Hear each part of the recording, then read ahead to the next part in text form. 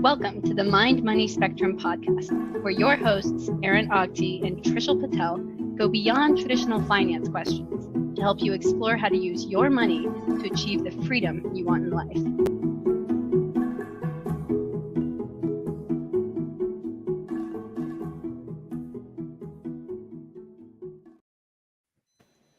Hi, my name is Aaron I'm a financial advisor in the Bay Area, and I'm here with Trishul Patel, a wealth manager on the East Coast.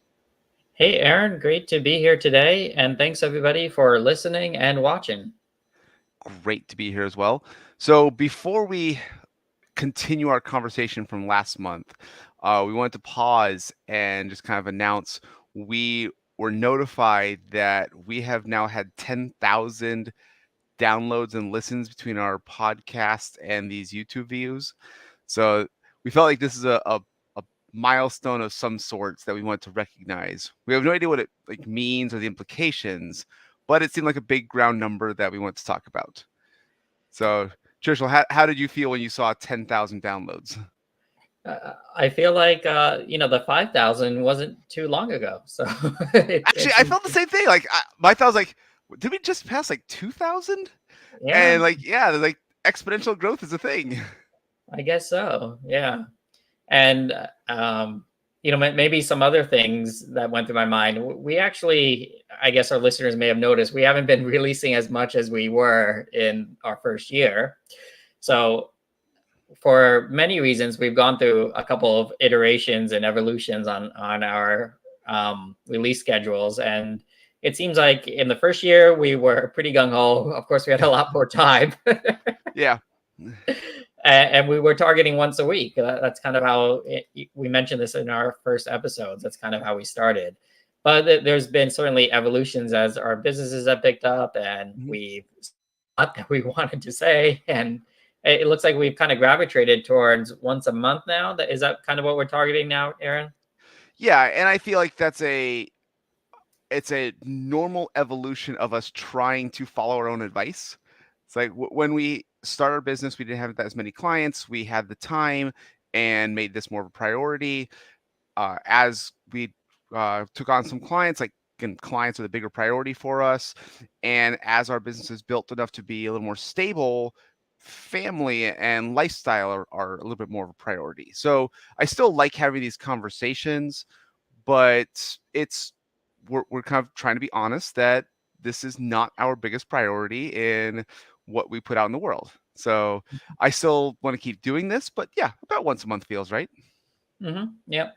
It's probably also notable that we have a bit of a backlog we haven't cleared up yet. So that those episodes are recorded, but you may notice a gap in our episode count between, I don't know, like 110 to 120, something like that. I like to think okay, in terms of priorities, like family, father, husband is up here, financial advisors here, business owners, so taking care of compliance and accounting, make sure all my vendors get paid and taxes get paid, podcast content creation is here, and then podcast editing is intentionally below the screen. Below taxes. Yeah. It's compliance and taxes are more right here, whereas the actual editing and release and podcast production, it's even below the creation part. Right. But it actually fits what we did from the beginning. We've talked about this on the XYPN podcast, XYPN radio, how we didn't necessarily have a plan okay, we're definitely doing a podcast and here's our format. We just turned on Zoom and clicked record for an hour and started talking. And once we had, I think, 8 episodes recorded, it's okay, I think there's something here. How do we actually put this out? Do we just kind of been figuring it out as we go along? And there's a lot of things like that I hope other people, I don't want to say take inspiration from, but at least acknowledge that this is not what we do as a profession. Podcast and content creation is not our profession.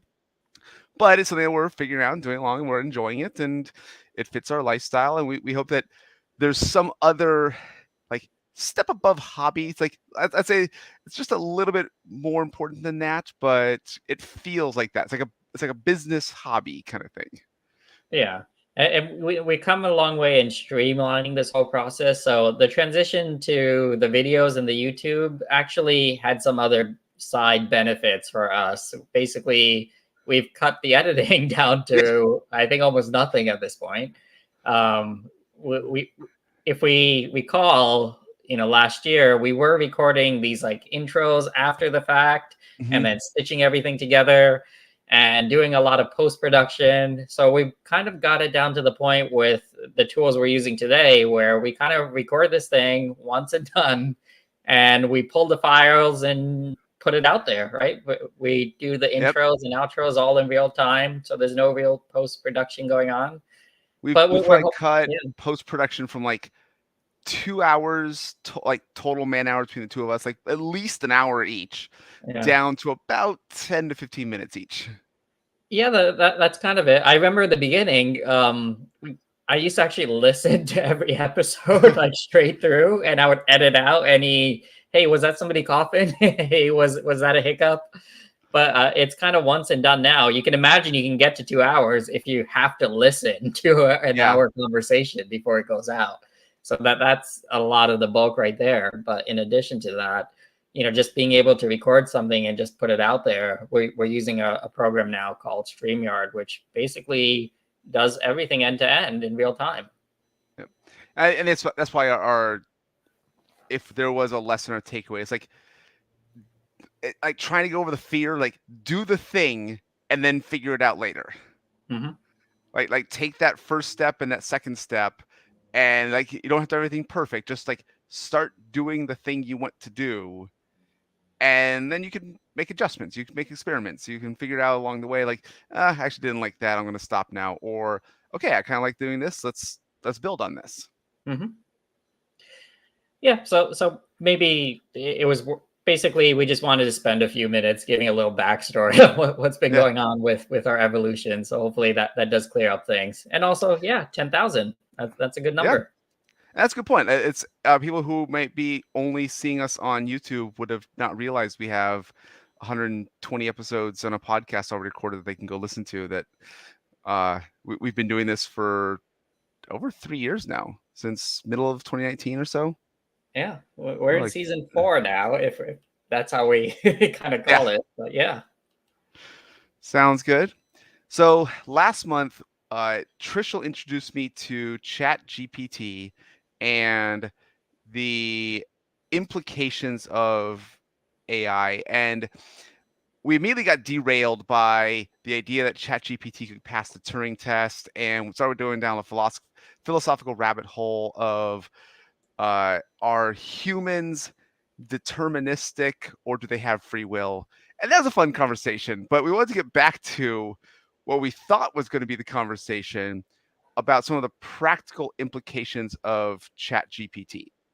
So, Trish, why don't you reshare a quick story about how you did the Roth conversion article and some of your initial thoughts of implications for you and other implications for other businesses and or education in the either present or near future. Okay, so ChatGPT has been around for a couple months now, but artificial intelligence has been around for decades, right? And ChatGPT was released by OpenAI, this project, this research firm that basically researches artificial intelligence, and they've been developing this tool and released it to the public. And I started seeing it pop up here and there. And one thing that really caught my eye is that this individual it was Reddit that said to ChatGPT, plan out my Christmas dinner, something just really out of the ordinary that you wouldn't really think of asking a chatbot to help out with. And it did it. It did it pretty well. And that got me really thinking, okay, what is this thing able to do? And the more I started looking into it, the more intrigued I became. And then I just started seeing all of these different applications pop out about this novel, chat tool that people can leverage. One thing that popped up very recently is how quickly this tool has been adopted. Now that we have the video, I'm going to share a little it's just an image, but let's see if I can do this. It's just going to show, let's see, what other people have done in terms of adoption compared to other tools that are out there. So let's see if we can get this done. Okay.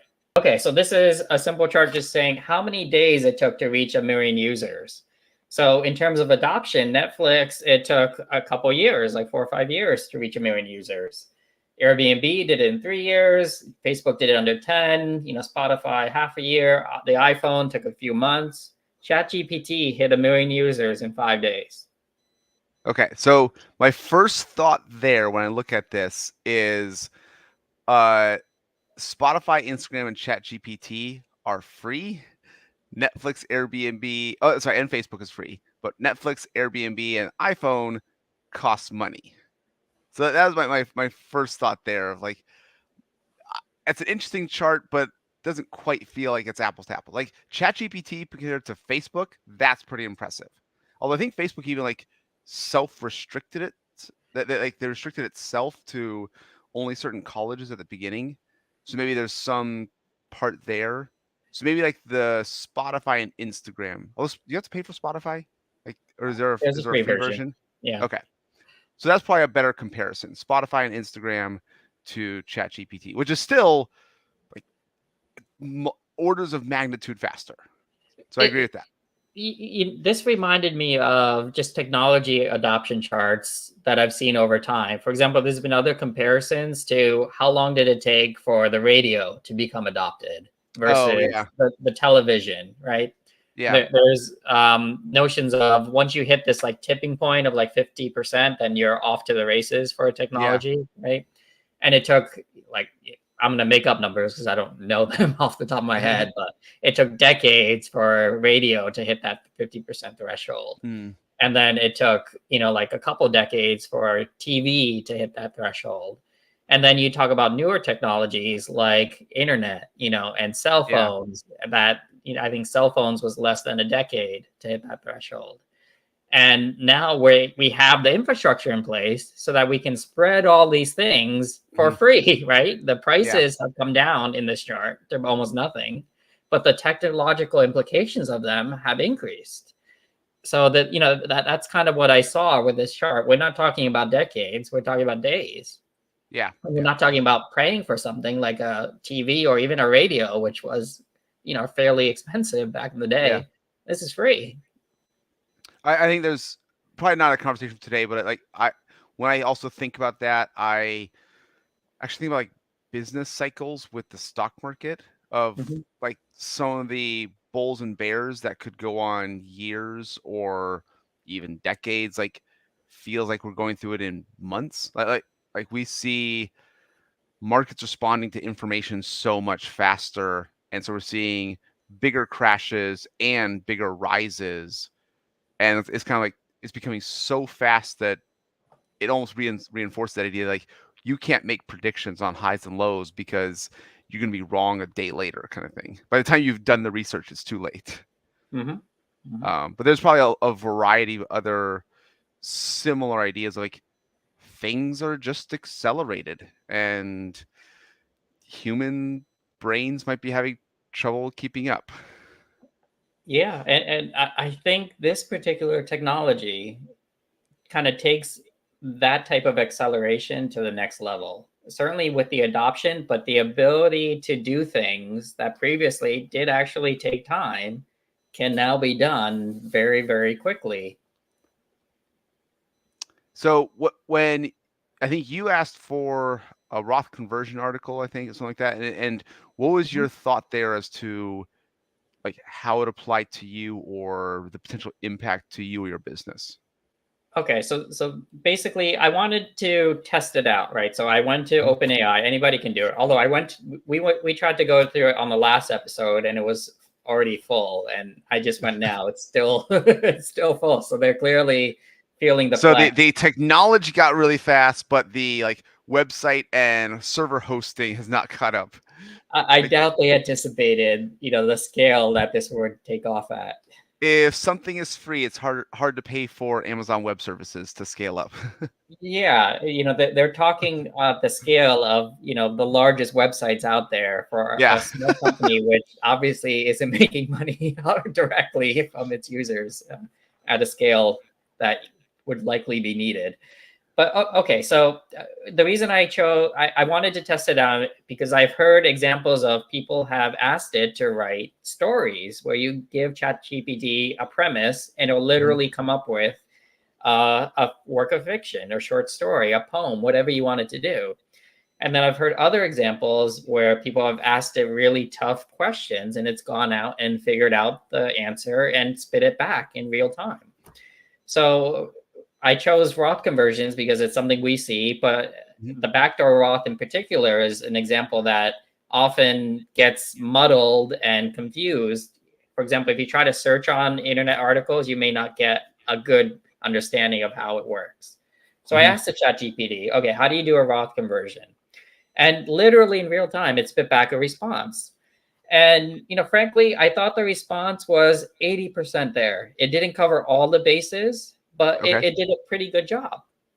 In fact, it would be a good basis for somebody to get going on, what to do with that type of situation. And then the good thing about ChatGPT is you can just keep asking more questions. Like, is there edge cases to think about, or my situation is like this and so on.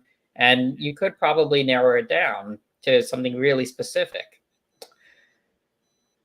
Okay. So were you thinking, so as you had mentioned this, you're like, could this write the blog article for you on your own website?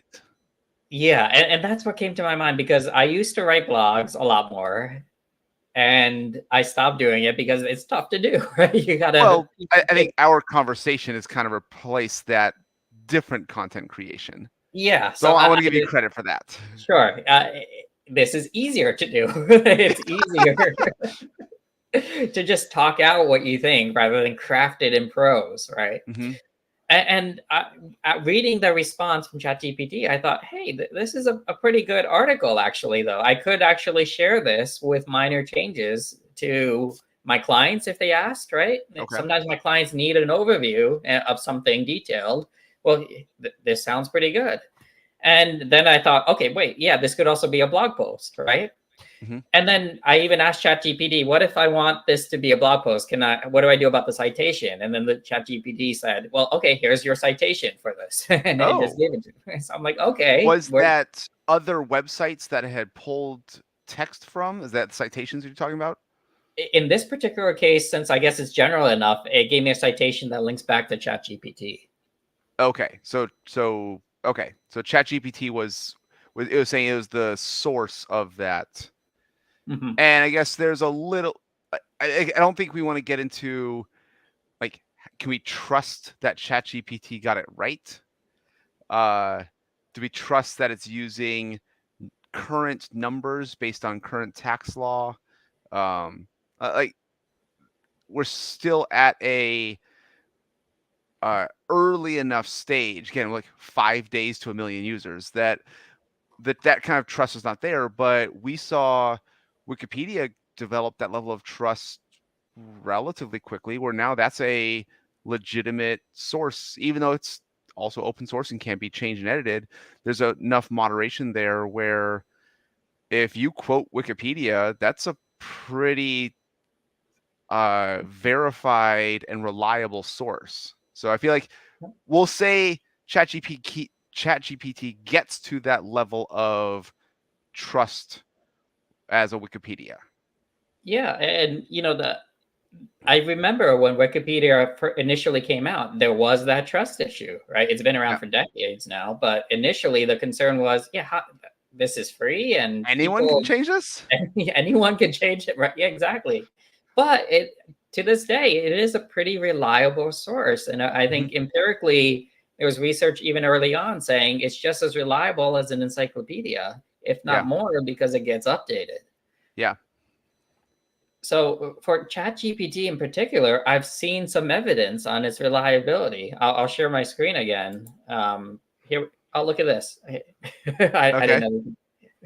Okay, so you can read the title, right? The ChatGPT actually passed an MBA exam given by a Wharton professor, meaning the professor had questions and ChatGPT answered it to the satisfaction of the professor's whatever he was looking for.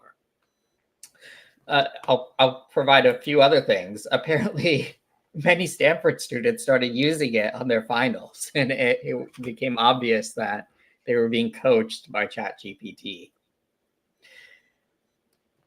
So I'm assuming we'll give the benefit of the doubt, like the Wharton professor was doing some kind of like double-blind study, or like he was not aware that he was judging at ChatGPT. He thought it was a student.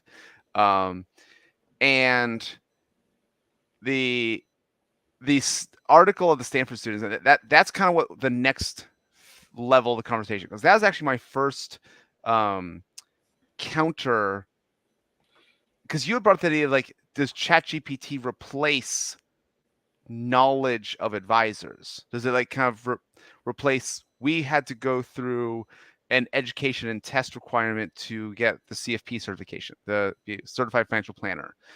Will a ChatGPT or an AI replace that knowledge requirement?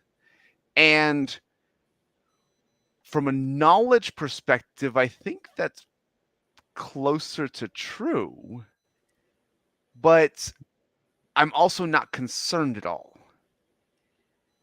And a part of that is the students who were going to cheat on the test could have cheated before ChatGPT existed. And I think the conversation gets into a kind of like a process over results idea, that the people who will focus on the process and learning for the sake of learning and try to continually push their own education and expose themselves to a broad variety of topics will be able to advance and use something like ChatGPT in a way that those who are just trying to get the answers to the test won't progress. I see that. And I believe that to an extent, but I also think it's likely going to change how we feel about testing certain things.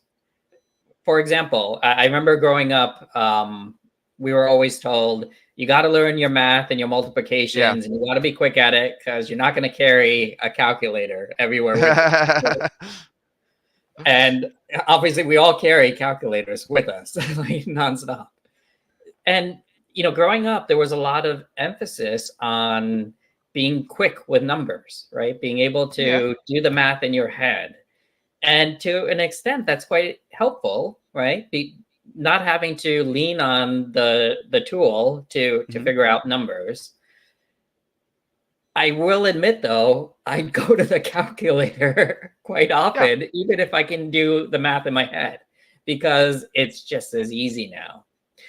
And so I will say that as my kids go through school, there is more of an emphasis on estimation. And while I don't think they directly say this to the kids, I'm pretty sure, my understanding of math, especially as it gets more advanced, that they need to be able to recognize when the answer on the calculator is wrong because they had an error at one of the inputs. If they do 5 times 10 and they get 5,000, they have to intuitively know, wait, that doesn't feel right. I need to double check it. And if they do 5 times 23 and get 10,000, like, that's off somewhere.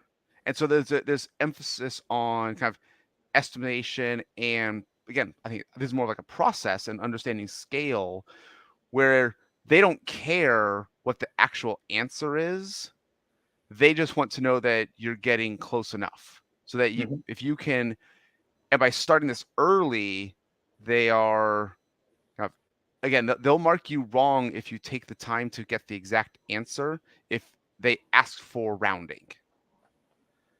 And so I think that's one good advancement in math education, because I think that, again, that idea of, if you use a tool like this and it's way off, you can tell. You can use your judgment over, and it's most likely to be human error on the input in the first place, but there's still that need to understand how to do the problems anyways. Yeah. No, I think that's a good evolution. I remember when I was a kid, when we were learning these types of calculations, just simple arithmetic, right? There was an emphasis on speed. We used to have exams where you have a minute and you would race through it, right? And this was part of your daily or weekly math exercises to get through it quickly. And then your brain starts developing shortcuts for like multiplication and division, because if you want to do it quickly, there's quicker ways to get to the answer mentally, right? To be able to do that. And this was a skill that was valued. That was quite important. It was drilled in. It was drilled in. They were called drills. You got to have every single, probably up to like 12 times 12. You need to be able to do every multiplication up to that. Yeah. And you know, there are some careers today where that is important, right? I remember traders. If you're a trader in the financial markets, you got to know those numbers. You got to multiply by 100. You got to by that. You got to be able to do that quickly, and you have to do it on your toes. But the vast majority of math calculations aren't at that speed, right? In normal daily life, and normal even business lives, and even in our financial lives today. But I think the emphasis has changed to, okay, how do you use math so that you build up an intuition on, again, what's right, what's wrong, and what makes sense and what doesn't, and how do you apply it, right, to situations, so that when you do need to do it, you can still lean on the calculation and get a result, a calculator or Excel or whatever it is to get the result.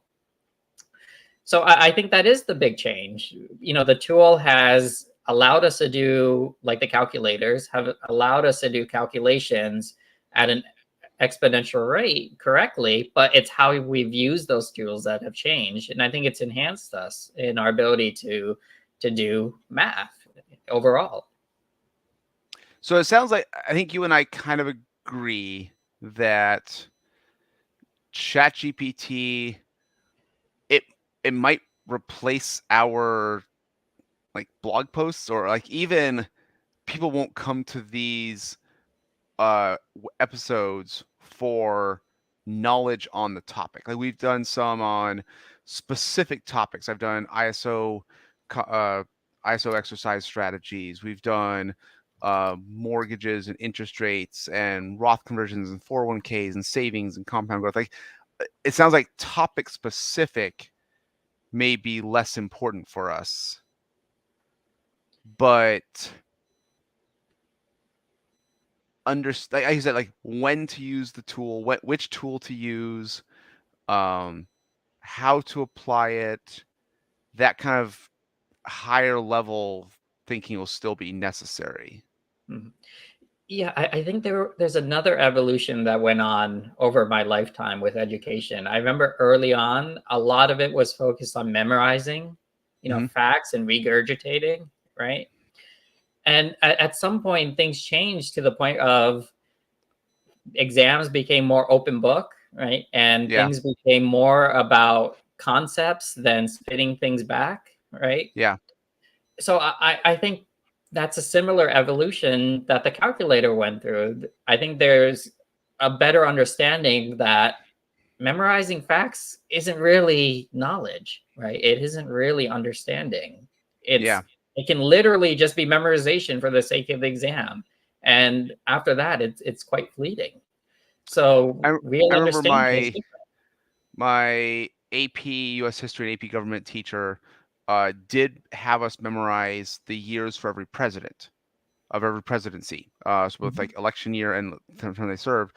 But he was very honest about, you don't need to know the numbers. What it does is when you go into the AP test and you see a year, you automatically have the context for the political situation at that time. Mhm. You have an idea of which president was in power, and was this a lull in U.S. history, or is there something more active? And like, so you can make these connections a little bit faster, especially in a AP exam where it is not open book. But he was honest about, like, you need to memorize this, but here's why. Mhm. And I think that there's enough of those little things where it's not the facts and details, but it's knowing that a backdoor Roth is a thing, and that there are income restrictions that we need to double check, Mhm. so that when I see a client, they come to me and I look at a tax returns, like, you made a Roth contribution last year, but you made too much money. So now we need to do a removal of excess contribution. We need to undo that Roth. And so it's like, I can look up the details, I can confirm the numbers. It's been 6 or 7 years since I had to do this. I have to probably check the process, but I know that it's a thing, so that when I'm exposed to it, then I'll use a ChatGPT or Google search. I think that's in my mind. That's like ChatGPT is just a better Google search. Like, so as of right now. And I think we actually had a comment on a previous YouTube video that made that analogy that I thought I really liked.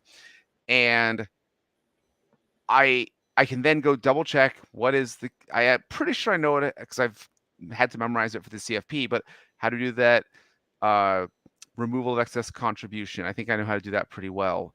What's the income limits on Roth contributions? Well, that changes every year. So I can double check the IRS tax brackets and the rules for that particular calendar year. So like, I don't need to know what the tax brackets are in any given year. I can double check it because especially it changes every year. But I do know that they are a thing. And so it's a broader connection of multiple things, but I don't need to memorize the numbers. Right. Yeah. And you can imagine in the past, there was a bigger emphasis on memorizing because you couldn't get stuff when you needed it, Yeah. right? You had Yeah. to carry it around in your brain. But I do remember a quote that even stuck with me before all of this technology. It was this notion of never memorize what you can look up in books. And I Oh, tried searching for who. Have you heard that before? I have not. I thought it was like another Warren Buffett quote, but apparently it's attributed to Einstein, maybe, but who knows? Because it's one of those things. But the notion is, if something it can be looked up when you need it, why spend your precious time, Mhm. instilling it in your brain? And so I think there's a transition in just learning in general. We talked about this in one of our earlier videos on education, where I think the concept I was trying to portray is, I feel like education shouldn't be about learning things. It should be learning how to learn. Yeah. That's basically the goal of having an individual be able to succeed. If they can Yeah. learn how to learn properly, then what else do they need? Because, for example, with a calculator, you can lean on it if you know how to Yeah. lean on it properly. With Google, you can lean on it if you know what to ask. And now with ChatGPT, if you are good at learning and asking the right questions, it can tell you whatever you want to know. It reminds me, Jessica, my wife, has talked about when she's interviewed engineers in the past. As a former engineer, she's now a manager. She always hated like the whiteboard exams that engineers would have to go like do this coding problem.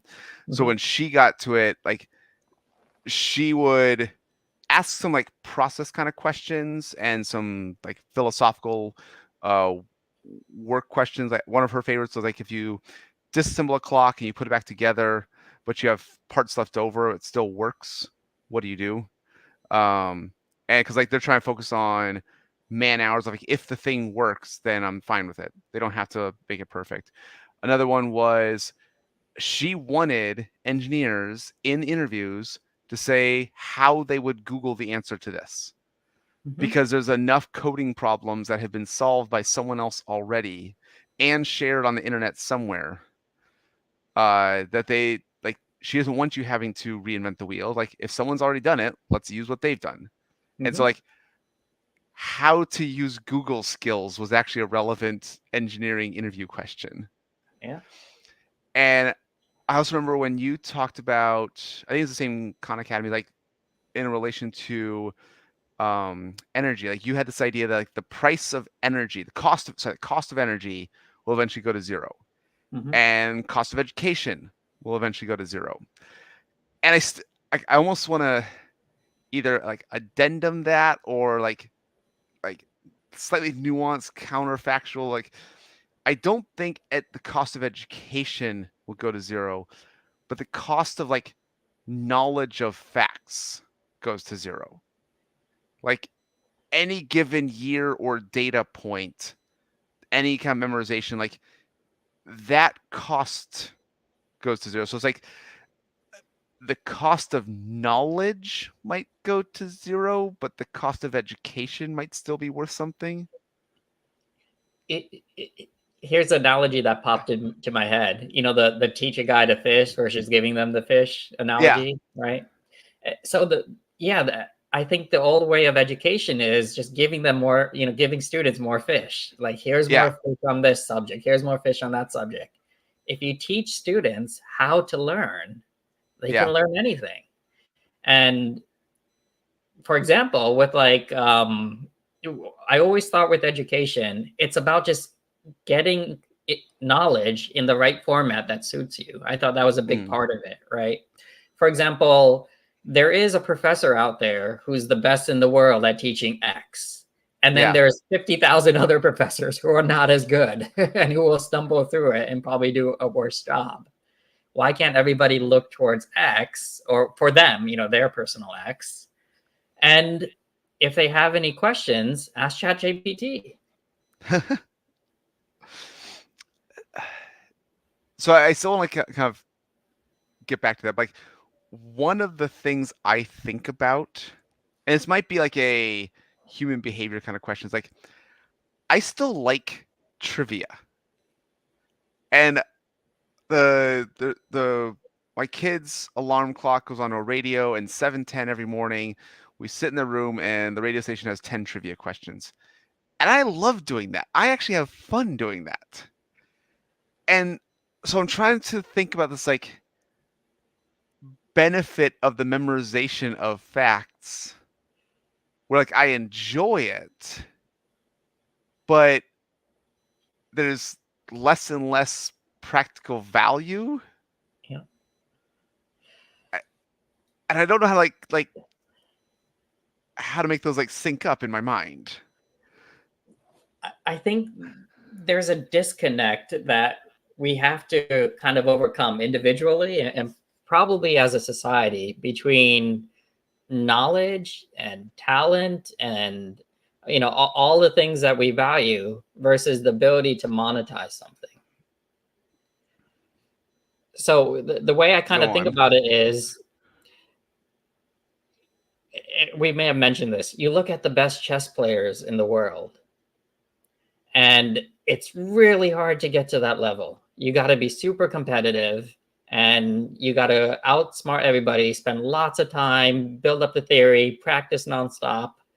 And the top 10 chess players in terms of their net worth, your average Silicon Valley developer is out there.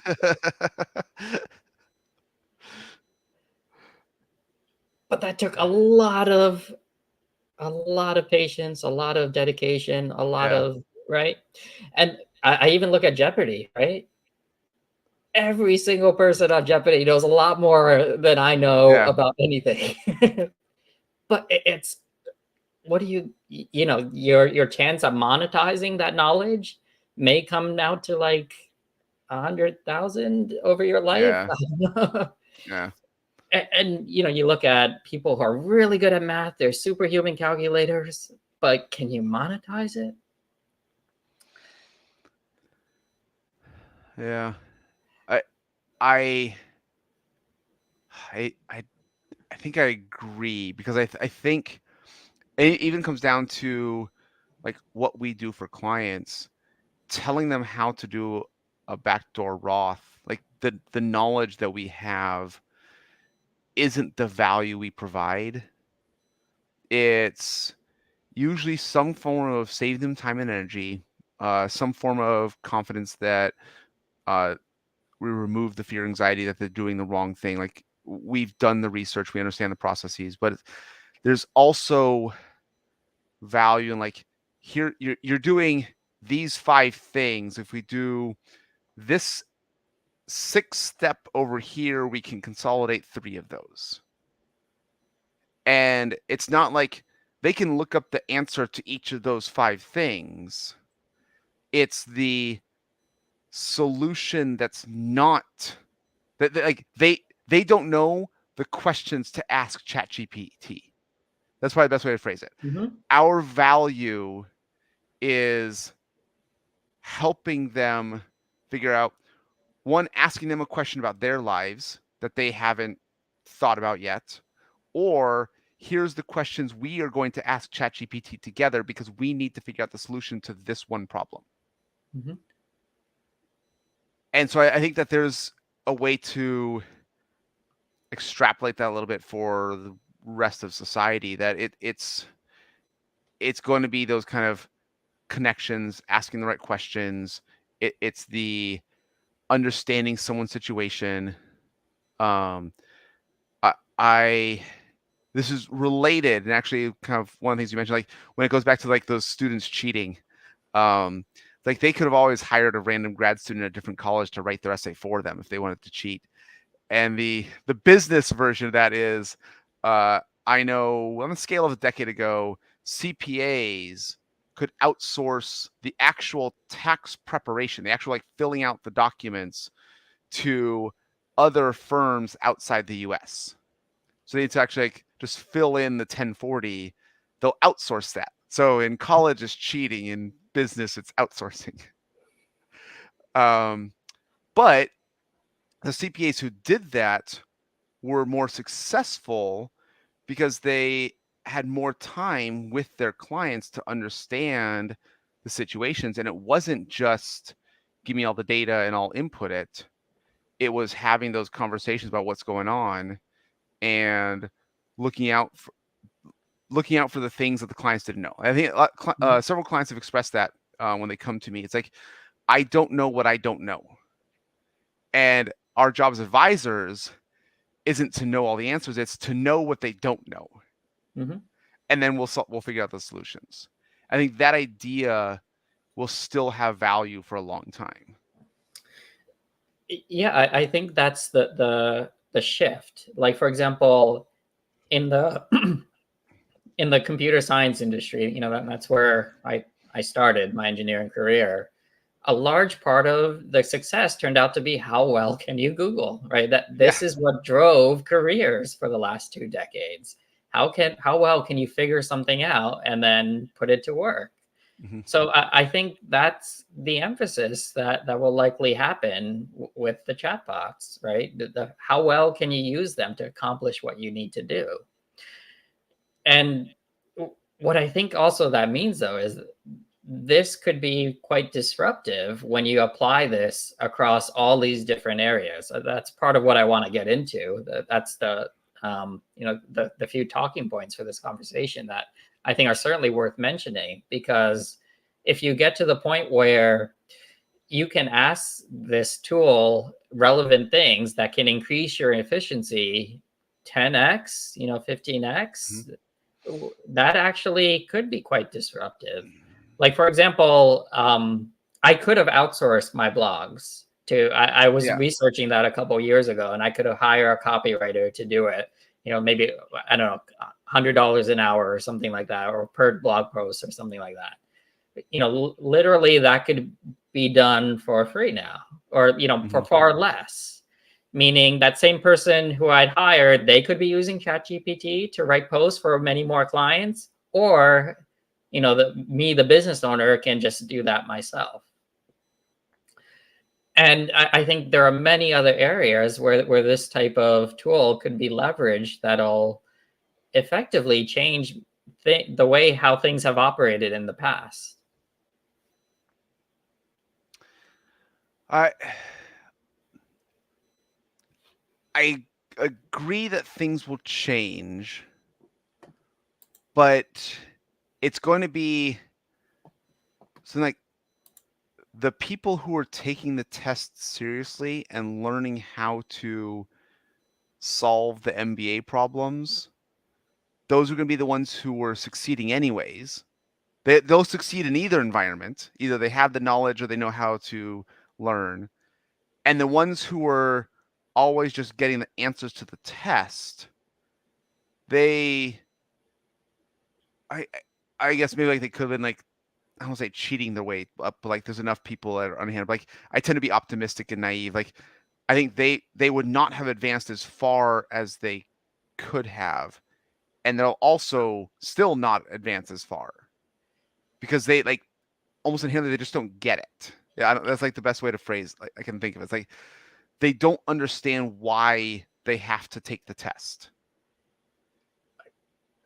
I think you're right, but I think, for example,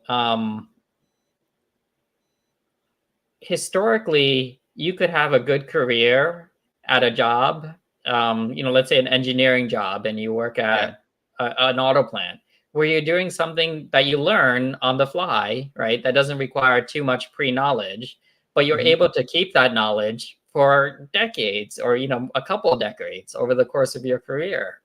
You don't really need to pull in that much new knowledge to get what you need done. You may refine your existing knowledge over time, but, for example, that whole notion of working on an assembly line, things like that.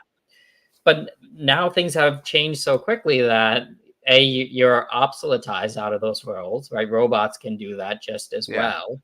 But I think the difference now is those types of jobs are targeting, what we might call the typical white collar jobs now, meaning this level of automation is encroaching on jobs that might be more considered, office type of environment jobs.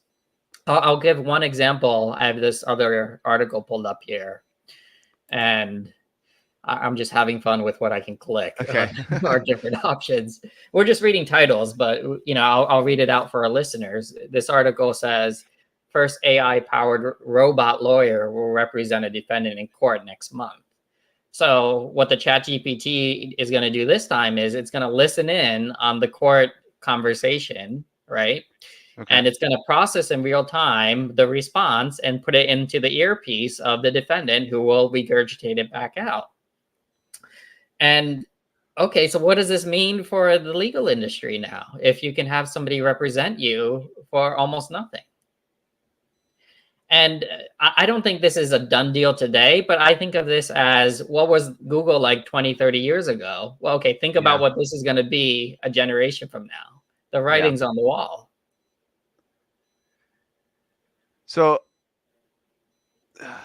for this particular example, from talking to the few lawyers I know, again, a generation ago, the first few years of being a lawyer at a law firm was just reading case studies. Like you're looking for precedent, and just like there's thousands of books, thousands of cases, and you put enough person hours at work to get this done, and you find something that helps in your case.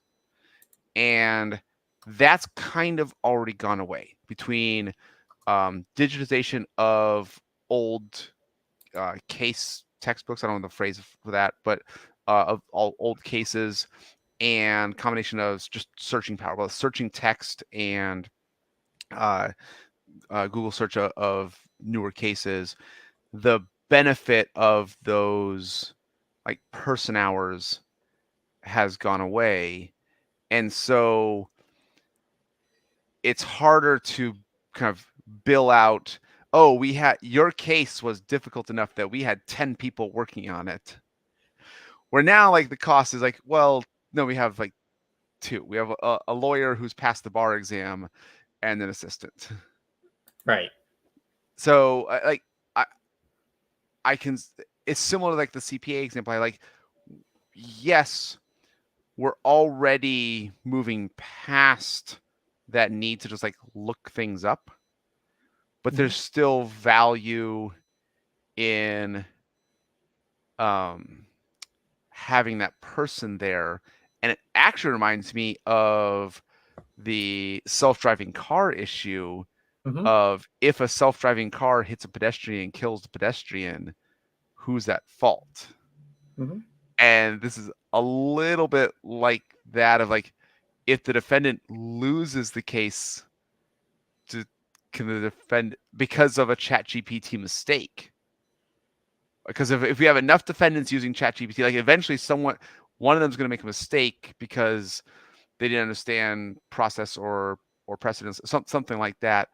Yep. Can you sue? Like, is ChatGPT liable in a way that lawyers have to be at this stage? I think tactically those issues will come up, but I think the markets will figure out a way around that. For example, there's ways to indemnify anything these days, right? There's some sort of insurance you can buy, or it can be built into the cost of whatever product. With the AI cars, my feeling on that is if AI cars are 10 times less likely to get into an accident than a regular car, it does make sense because everybody's premiums would go down. Now, what happens in the case that it does? Well, yeah, we need to set some sort of precedent or some sort of way to handle that. Insurance companies can figure out some sort of model, I'm sure, because it can be monetized and it'll be factored in. For example, if the insurance companies sell you AI car insurance for a tenth of the price as human car insurance, I think a lot of people might jump on that. And the same thing, yeah, the same thing for the AI lawyers. Would you spend $10,000 out of pocket for a lawyer, or would you get the AI lawyer for free and buy some extra insurance in case he's wrong? My point is that there could be a market solution to handle these edge cases. I don't think it'll stop the innovation from happening. I was imagining like the auto insurance company is saying, okay, you can pay $10,000 a year if you're going to drive yourself. Yeah. And you can only pay $500 a year if you take the steering wheel out of the car. Like, Mhm. you're not allowed to drive. Yeah. At some point, it's going to be, again, now it's near parity, but at some point, it's no contest. And at that point, there's no turning back for many of these things. The thing I just flashed on the screen, I'll put it up again. This is something I've actually used for a year or two. In fact, it's been around for a while. It's an AI-driven health assessment where it's called Ada. You can download the app on your phone. Again, no legal or medical advice at all on any of this, even financial or tax, by the way. But that's in our end outro. But anyway, the notion with this is it's like a first line of defense for me that I've used for like health issues, where it walks you through an assessment based upon what's going on, and it tries to zero in. And at the end, they give you some notion of, do you need to run to the ER or do you need to sleep on it? Something like that. And for me, I found it helpful for many things because at least it gives you a starting point for conversations that may need to go to the next level. And in my mind, this seems like a triage benefit where in the past, what I might need to do is go to my healthcare provider, set up a meeting, take off work the next day, go to the doctor's office, and he says, hey, wait, what? Okay, you just need a Tylenol, something like that. Yeah. But my point is that's an efficiency saving, but by having something like this. You need Tylenol and rest and like go home. Right. It's viral. There's nothing you can do. Wait it out. Right. Yeah. So my point is these efficiencies help benefit everybody. And the large growth in productivity over time, the expansion of GDP is based upon a 2 to 3% increase in our efficiency each year. Yeah. And the benefit I see from things like this is far more than that, far more disruptive than that. So if you can, it makes me like the future of medicine is not diagnosing the heart disease and prescribing the medicine or being the surgeon who can repair the artery. Like the future is, here's the behavior change you needed to implement 10 years ago to make sure you never got heart disease in the first place. Right? Like Hopefully, yeah. if we could get to that level, like that would just be flat out amazing. I know like things like Kaiser are trying to do that by having all the services in one place to make it easy as possible for you. I had a client, she told me like how towards the end of last year she had some health issues, but she had reached her out-of-pocket max. So when the doctor said, "Hey, you want to get this test?" Sure, let's go do it now. And so she just did all the tests, all the exams, all the things in December. And I know like they advertise and trying to do that on a proactive basis, but that's the kind of thing I think about. It's like that person-to-person behavior change, trying to make it easy, reducing friction, increasing the good things, decreasing the bad things, like enough of those little things, that actually might be a bigger benefit to your long-term health than trying to reduce the cost of an aorta bypass. Mm-hmm. Yeah, I could see it. Reducing a lot of overhead that's spent now on, just again, triage of issues or just low level things that don't necessarily need a level 4, type of advice by a specialist or a GP.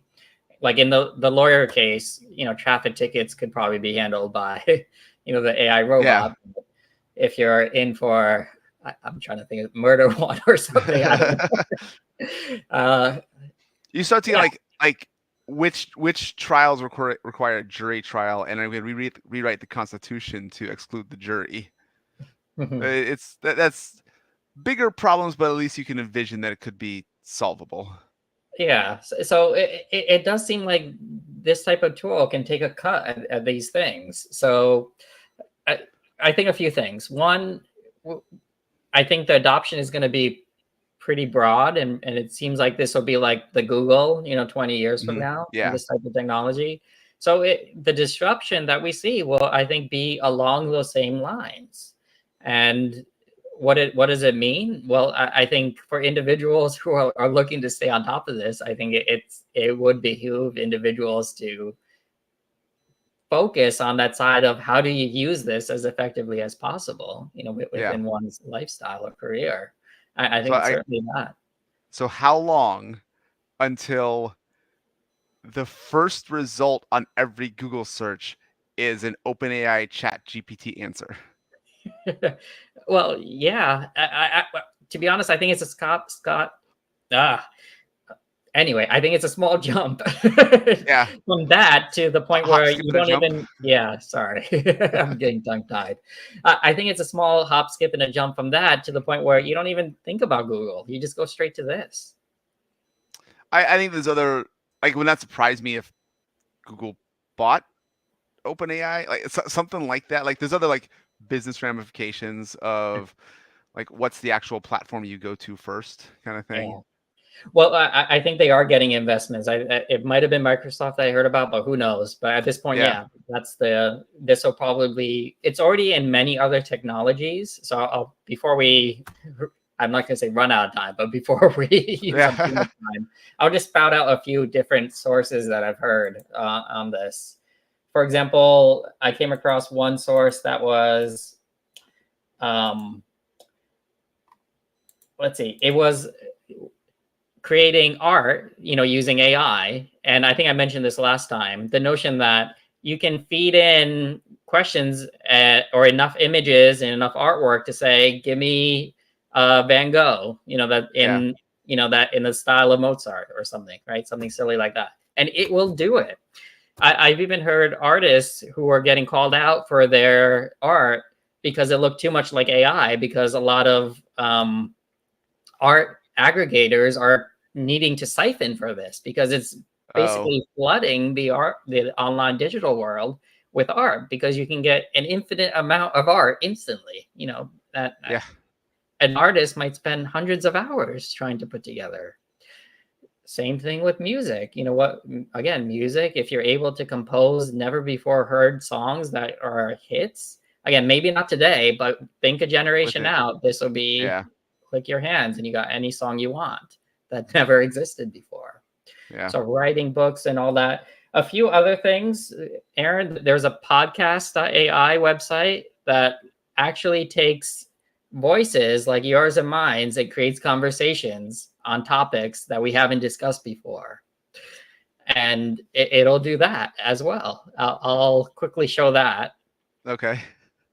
Here it is. It's called podcast.ai, but it just has 2 episodes right now. I listened to the first one from this Lex Friedman. Have you heard of him? No. He's actually a AI researcher, but he does have a pretty popular podcast as well. Okay. But then he's talking to Richard Feynman, who have you heard of him? Physicist, exactly. He's deceased. Yeah. So, but you listen to the episode, A, it sounds like it's him, and B, he's responding to questions that Lex is putting forward as if Lex had put them forward and Feynman is answering them. So at this point, you're having episodes that have never existed before out there. And again, this could only, I mean, you know, Gen 2 of this is us just telling the AI to create an episode and put it out there for us. See, but I think that's actually my point. You and I will still have these conversations for our own enjoyment and for our own fulfillment, regardless of if people would rather listen to us or the AI versions of us. Well, okay, so it goes back to that monetization notion. For example, a lot of the things that I mentioned for other people, it's important to their monetization. That's a good point. Yeah. Right. For us, this isn't really part of our monetization, but podcasts are, art is, music is, and so on. Yeah. That's a good point. Yeah. Yeah. So as long as you're, it's if you're doing it altruistically and doing it for the benefit of for just doing the thing, then you don't need to worry about AI. But if you are creating content as your job, as your career, to support your lifestyle, then yes, you do need to worry about AI. Yeah, it's and again, I see it as disruption. I also want to make another comment of what I see it as. Productivity gains over the last generation have been incredible, frankly. But what we've also noted on other episodes is a lot of the productivity gains have gone to those that own assets, specifically stocks. So I think this is going to be disruptive, but I think most of the wealth, if things don't change in our structure of compensation, is going to go to the wealthy or those that own stocks, because their companies are going to use this technology to make things much more efficient. They're going to be able to cut jobs and run things more efficiently to the point where they will generate more income for the investors.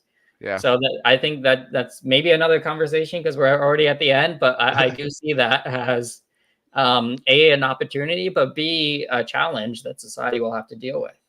Goes back to our universal basic income idea. So yeah, maybe again, we're already over an hour, so I won't open too many more cans of worms here. Okay, this is good. I